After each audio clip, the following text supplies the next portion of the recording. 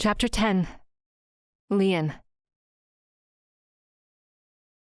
I turn around to see Daton.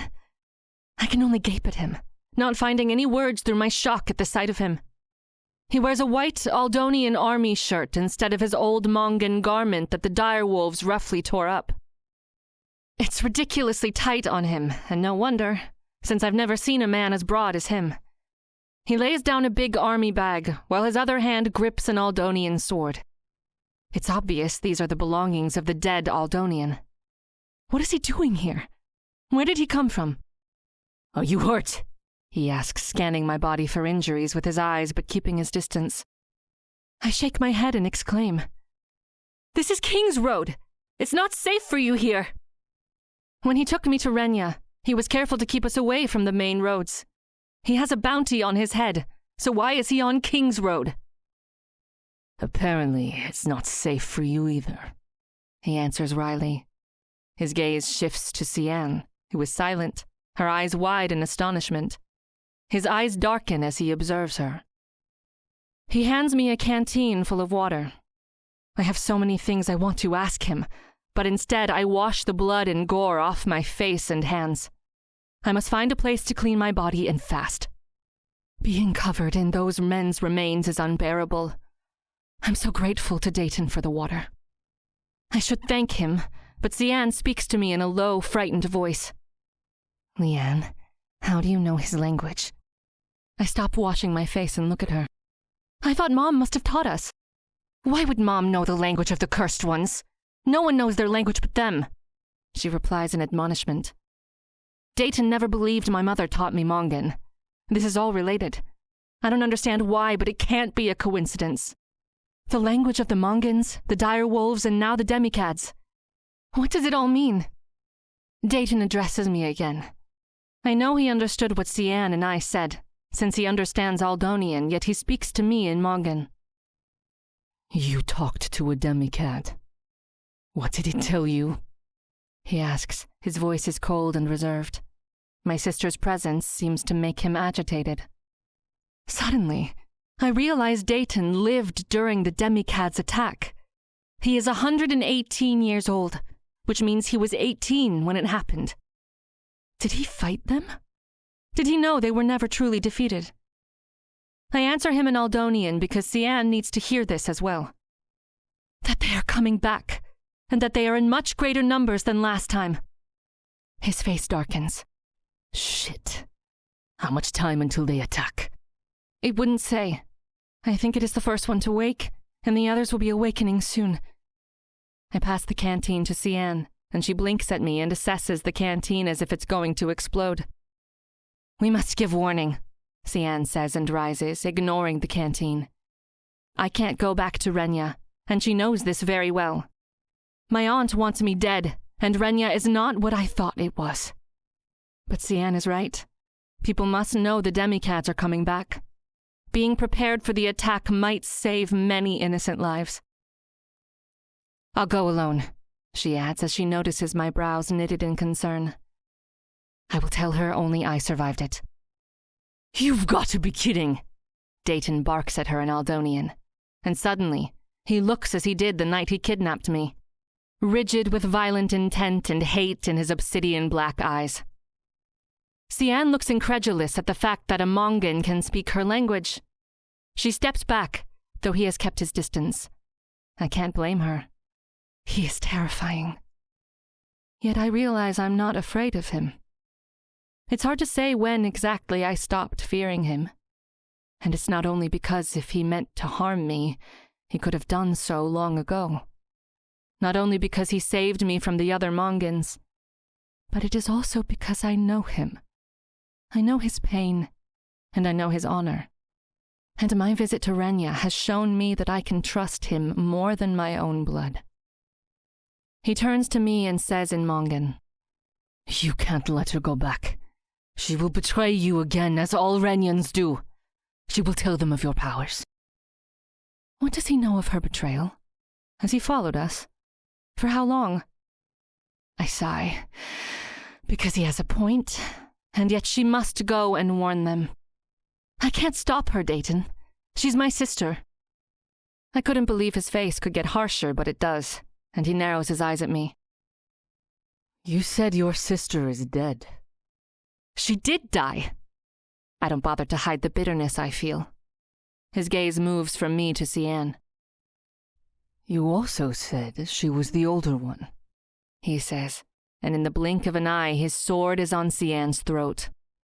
His free hand grabs her face so her throat is completely exposed to his blade.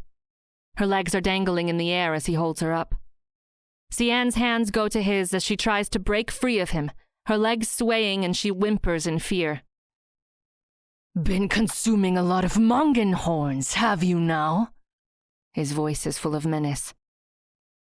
Lian, she croaks for me to help. My sister, who took me to my certain death. Wait! I call for him because despite everything, she is my sister. Did you figure out how one comes back from the dead, Lian? He says while his eyes are still on Siean. Mongan horns, that's how. And this one hasn't aged, which means that not only has she come back from the dead, but she's been consuming it ever since. He growls, and I see drops of blood trickling from her throat. Siean! My voice breaks in pain and disappointment. How could she do this? How could she let others die for her youth? This is pure malevolence. When did my sister become a villain?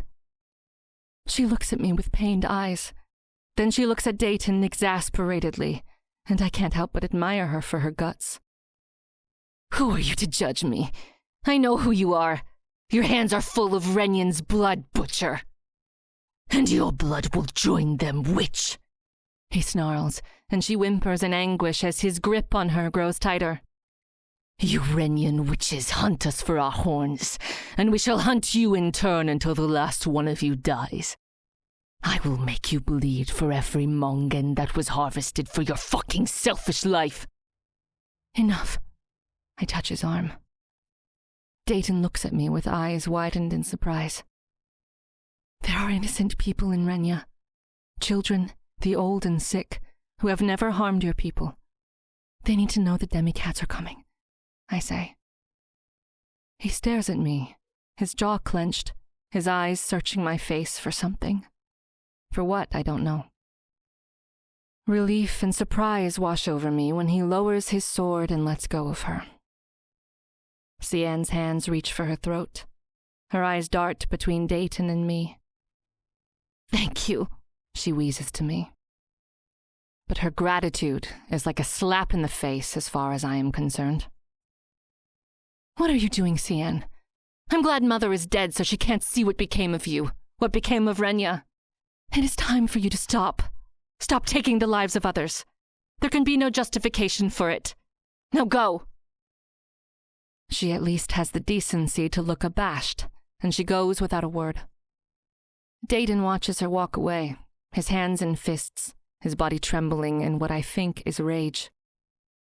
As she walks in the direction of Renya, part of me is glad my sister is unharmed, and part of me is ashamed of my blood, of my family, ashamed of asking him to spare her. You believe she won't tell them you're alive, of your powers? He asks, his eyes still on her withdrawing figure. I must believe she can be better. It's just too depressing to think otherwise, I say, my eyes on her back, on her blood-drenched body. He looks at me for a long moment, unreadable, and says nothing. I have to get out of here. This place reeks of death. I have to clean off all this blood and gore. Daton packs up his bag and starts walking, so I follow. After a short walk, we arrive at a small creek hidden by trees and greenery. Daton gives me a clean Aldonian army uniform and a soap bar. When I ask where he got them, he doesn't bother answering and just gets out of my way to give me privacy. A part of me missed his brooding manner. It grew familiar during the days we spent together. I'm seriously unhinged to miss broodiness, to miss the butcher at all. I feel my sanity coming back to me after I clean up. Well, at least the part of it that doesn't involve him. I wear the white shirt and red pants he gave me, the Aldonian military uniform. I also wear a pair of new boots he brought me, since even my shoes are covered in gore. The clothes and shoes are a bit too big, but they'll do. I braid my hair loosely. I can't help but wonder what Daton thinks of my colors. Do colors even matter when you have horns? They probably do. Most Mongans have black hair and eyes. Which is kind of a paradox within the true religion, come to think of it. If the cursed ones are pure souls who have been cursed for their sins, shouldn't they have the same coloring as the rest of the pure souls? The true religion never claimed the curse changed their colors. It couldn't have, because even though it is rare, there are cursed ones with Aldonian colors. By the time I finish, the sun is setting and the skies have darkened. It will be night soon. As I move out of the greenery, I find Daton squatting with his prayer beads in his hand. Deft fingers play the wooden beads with ease. Memories of my dream of him flash into my mind, and I can't help but blush. I'm frightened of how much his presence calms me and makes me feel less alone. At the same time, it inspires something else entirely, something exciting and terrifying at the same time. And I can't help but wonder why he is here. I'm tired of being a pawn in everyone's games. That wonder nags at me, like a dream I have forgotten and know for certain is vital that I remember. "What were you doing on King's Road?" I ask him. Daton looks up at me, his face blank. "I had a feeling the Renyans would sell you out to Aldon." He shrugs as if trying to minimize the meaning of his words. "And I didn't have anything better to do anyway." Right, because he got exiled, because of me. And yet he is not truthful with me. I can feel that there are things he isn't saying. "You're holding back." He only watches me wryly. "Tell me," I say in a commanding tone that for some reason sounds more pleading. "You really don't get it, do you?" He's staring at the beads, his knuckles whitening from the hard grip. "Get what?" I glower at him. But he only looks at me and stands up. He starts making a fire. Did I say I missed his brooding manner? Well, I find it highly irritating, in fact. And annoying. And irritating. What am I not getting? I want to shout at him and kick him. But I have some pride left, so I bite my tongue and don't push it further. I'm exhausted. By death. By betrayal. I'm dead tired. Daton hands me an Aldonian army sleeping bag. He roasts a quail in the fire and even adds salt and pepper. Living on Aldonian supplies is far more convenient than living on Mongan scraps. I look at his face, lit by the dancing flames of the fire. He doesn't look at me. I realize he's avoiding my eyes. What am I missing? If I weren't so annoyed, I might thank him for not killing my sister, for finding me, giving me fresh clothes, and cooking me dinner. Instead of all this, I say, "You should have told me of Renya." "You wouldn't have believed me." He's stating a fact, no rebuke in his voice. "You had too much hope of them." It's probably true. I would have never believed my mother's family would be so traitorous, so cruel. "Tell me now. All of it," I say, my head propped on my hand, the warmth of the fire caressing me. Daton looks at me pensively, as if evaluating what I meant. He stretches out on his sleeping bag, his head propped on his hand, mirroring my position. And so he tells me the tale of 100 years. He begins with what the Mongans call the Oblivion, the attack of the demicads. "My parents and 6 of my brothers died in the Oblivion, like many other Mongans. Our village lost nearly half of its population. Yet even more pure souls were killed. The demicads wiped out complete villages and even some of their towns. Mongans recovered quickly from injuries, and we are 5 times physically stronger than a pure soul. So while our toll was high, the pure soul's toll was higher. The demicads didn't just prey on Amadans. They preyed on all mammals. So when the demicats finally vanished, other predators like direwolves, lions, and bears attacked Amadans as never before, since their natural food sources had depleted as well. The worse it got, the more obsessive the Aldonians became for salvation within this life and the one after. The Aldonians clung to the true religion in their despair. On top of that, Aldon claimed they eradicated the demicats, and we all believed them. We weren't accustomed to lies on such a magnificent scale back then. The Renyans and Kozaris were overwhelmed with grief for their losses, and the Aldonians were willing enough to take advantage. And so, Aldon's claim on all pure souls became stronger, and the true religion was forced on everyone. Yet the Mongans refused to submit to it. We didn't refuse to submit to Aldon. It's not as if we had a status or right to dispense of anyway. We refused to convert to the true religion. The Mongans' reluctance to submit and our better stamina in the face of the Oblivion made us hated even more fiercely. And trust me, we were hated before. But our greater survival during the Oblivion drew attention to the power of our horns for the first time.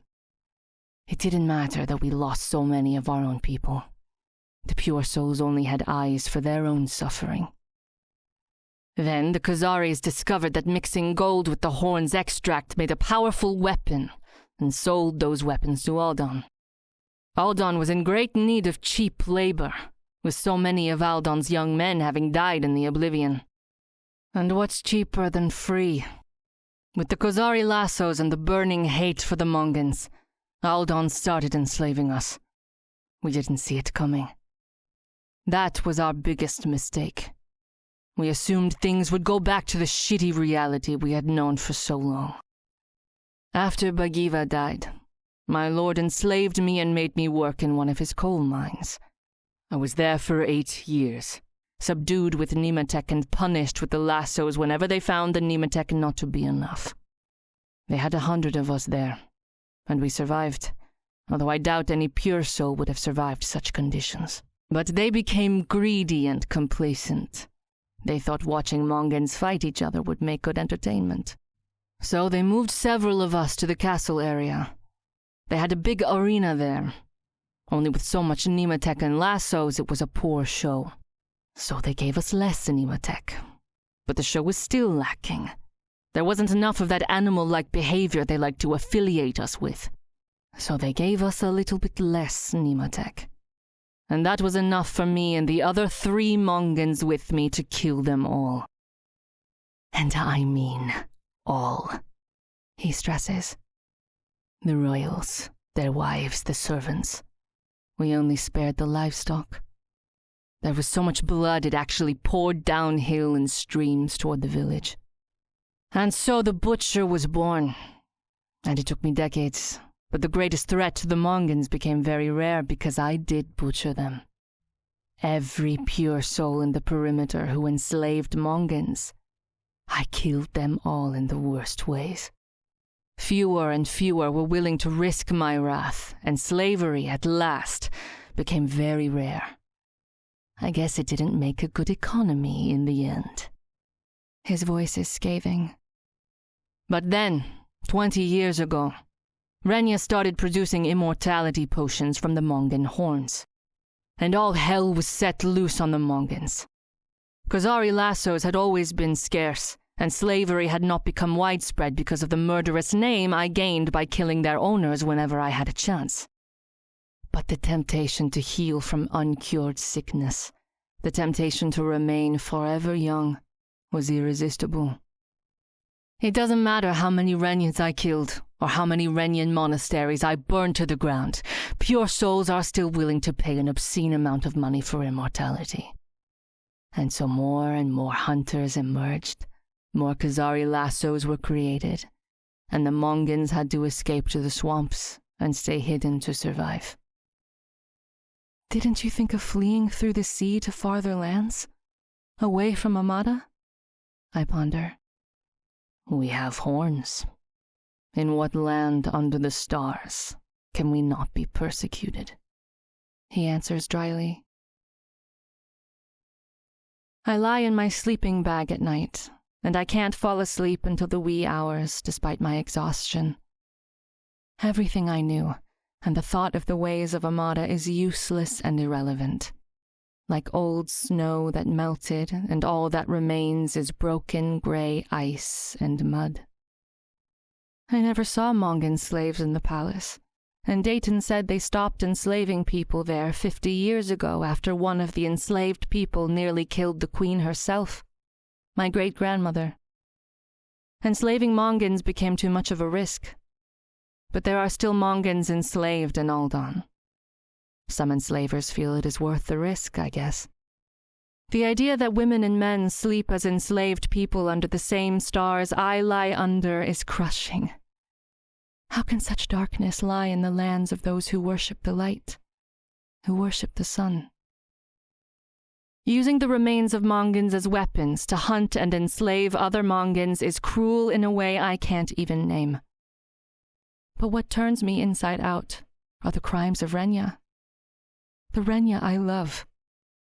Renya with its leading universities and scholars. Renya with its healing and beauty. Renya, where the Queen's Council always has room for the opposition. Renya, where women and men are equal. My mother's Renya. Did she know what was done to the Mongans? Was she part of it? Is this why my sister is consuming what is gained from the death of others? Maybe Amada deserves the demicads. Maybe the pure souls are the ones who need to be made extinct, and not the demicads. But my mother was good, I tell myself. I grip at that notion as if it is the only thing between me and an endless fall off a cliff to an oblivion of despair.